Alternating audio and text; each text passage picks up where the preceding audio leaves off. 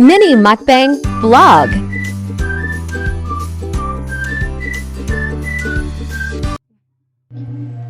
Hi guys!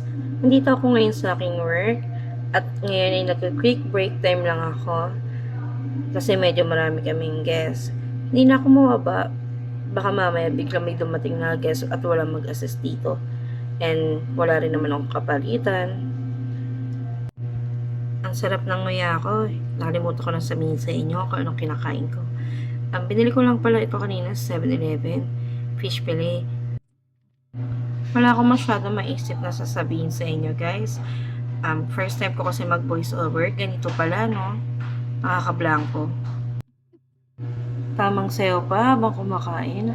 Akala mo naman hindi yan yung madalas na inuulam kapag mag-break time. Ako lang ba or kayo rin guys yung tipong habang kumakain bigla-bigla na lang natutulala habang nanguya. 'Di ba? Parang ang weird minsan, no? Ang natakbo talaga sa utak ko niyan guys, alam niyo ba kung ano? Kung try ko kayo mag-mukbang vlog, kaya ko kaya. 'Di ba? Kasi foodie naman akong person. Malay niyo pumatok, papatok. At ayun na nga, napaisip ako na may pagkain pa pala akong hindi nakakain. May siopaw pa pala ako na dapat almusal ko kanina. Hay nako, kaya lumalaki ako. Dahil foodie's life talaga. Tapos biglang dumating ang aking friend na Marites. Ay, nako, pag tayo talaga nakita ng may-ari, penalty talaga tayong dalawa. Dahil sa Marites din ako, edi pinakinggan ko yung mga kinakwento niya sa akin habang kumakain ako. Kaya ayan, hindi ako natapos-tapos sa pagkain ko. Hanggang ngayon, ngumunguya pa rin ako. Ang dami niyang kwento. Tapos ako, dami ko rin chika sa kanya.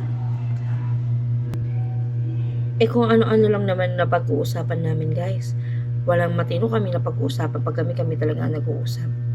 Puro kalokohan. Hanggang sa may dumating na lang na guest para magpa-assist sa akin. Dahil magpapa-reserve na sila ng massage nila. Nadat na lang talaga ako ng guest na umumuya. Oo nga pala guys.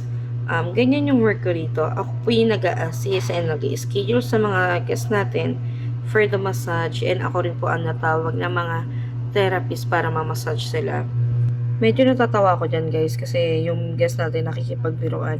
May mga ganyan talaga tayong guest na nakikipagbiruan sa mga staff, and medyo meron din tayong mga guest na masungit. Hindi naman natin may iwasan.